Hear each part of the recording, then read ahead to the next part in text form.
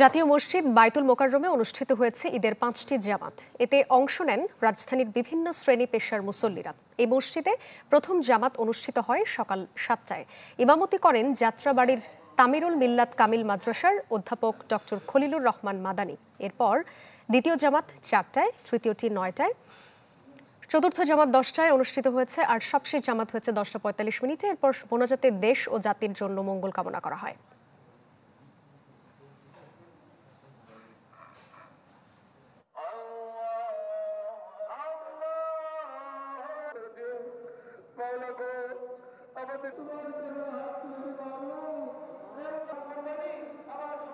সব মিলে আমরা অনেক খুশি এবং কি অনেক আনন্দ।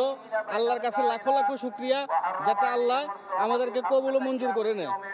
ঈদের নামাজ পড়ে অনেক খুশি হয়েছি। আমার বাবা আর ভাইয়ের সাথে ঈদের নামাজ পড়তে এসেছি। আমাদের যেই পশুত্ব আছে, আমাদের যে নফসের যে খারাপ দিকগুলো আছে, আমরা যাতে সেগুলাকে এই পশু কুরবানির মাধ্যমে আমরা দূর করতে পারি, সেটা যেন আল্লাহ আমাদের কবুল করেন।